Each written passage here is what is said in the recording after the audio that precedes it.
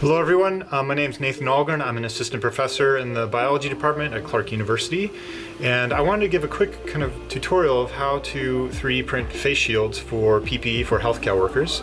For those of you not familiar with 3D printing, I'll try to give a quick overview of how 3D printing works, how to get the files, process them, how to put them on the printer, and the basics of setting up your print.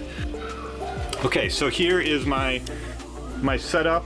I've taken the 3D printer from Clark's makerspace on campus and brought it to my basement. You can see the pile of shields I've already made, and there's some going on in process right now. So to start, if you're not familiar with 3D printing, here's a quick overview. So basically have this plastic filament on this spool here.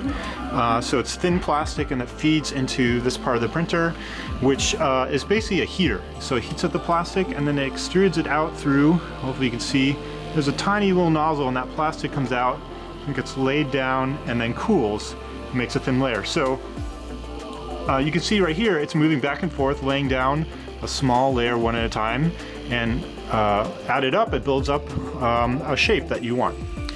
So this print you can see is almost done. Here's what the final print looks like for the face shield. Okay, so the first step is to actually download the file. And so I'm here on the website where the file is found. I'll put the link for this.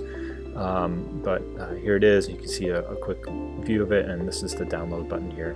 If you click on this here, the arrows, you can actually look at it ahead of time in kind of a 3D view and spin it around using your mouse, so you can get a sense of what this looks like.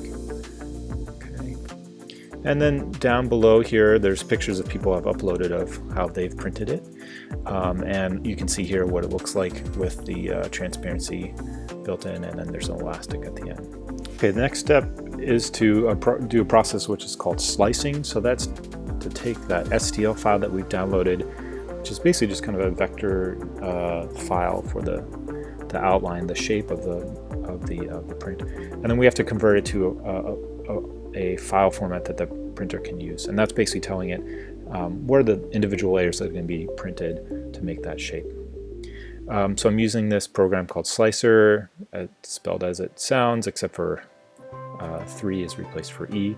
And the nice thing with this program is freely available, and it's got some presets you can upload for your particular printer. In this case, I'm using the Prusa printer. Alright, so all we do, this is our platter, this is what it's going to look like on our machine, and then the first thing we do is just add our file, our STL file, so navigate to that, that's this one here, and we'll add that to our platter. And so here it is. You can move it around on the platter, right? You can kind of zoom in and out and move the platter around. And in this case, we're actually going to rotate this here so we can fit 2 on here. And with this program, if you move it off the print zone of the platter, it'll turn blue, so you'll make sure it's green and within the limits of what the printer can print. And then we're going to add another one of those, again, that same file. And here we can select it. We're going to rotate it, and this way we can actually add 2 to the platter and print 2 shields at the same time. It saves a little bit of time, and you can just set it to print for a longer period of time and print 2 at the same time. Okay, so here it is.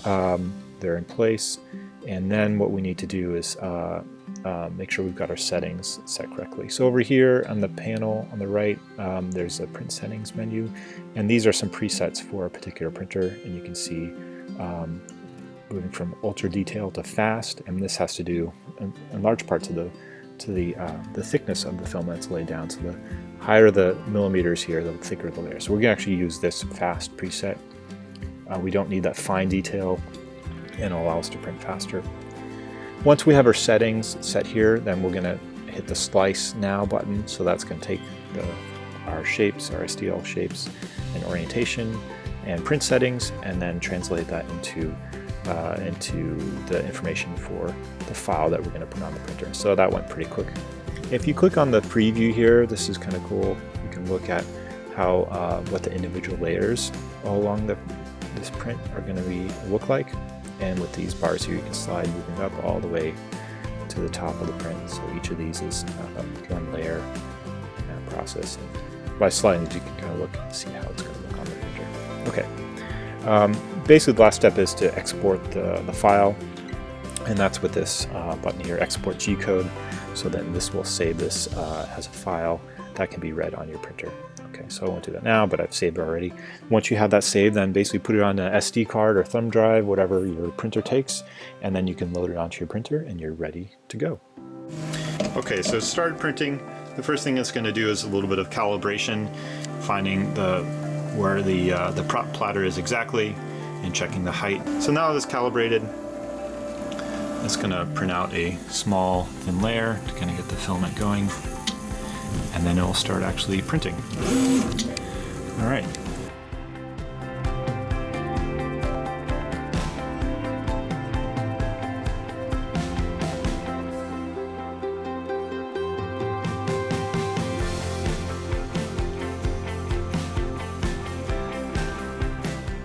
The last step then is take the print and assemble with the other pieces. We've got the print here, and hopefully you can see there's kind of 3 knobs at the top here. And all you need then is a transparency sheet, it's standard US letter size, and a hole punch for US, again with the whole set for the US letter size. That's how the design is set up. And then just we punch. I've already actually punched this one, but then just need to assemble it onto the shield. 1, 2, and 3 holes. That last hole is kind of putting that on a little bit tighter, and then that's it. That's our shield part. Take a rubber band and slip it around the hooks on the ends here, and that's it, and we're ready to go. Now the rubber band's not the most comfortable, but you can use elastic band with holes in it, or I've seen actually some people who are 3D printing bands out of a plastic material. And then we're good to go. That's the face shield. So hopefully you enjoyed the tutorial. And if you have any questions, I'm happy to answer them as best I can if you want to contact me. And I hope you and your family and friends are doing well. All right, take care.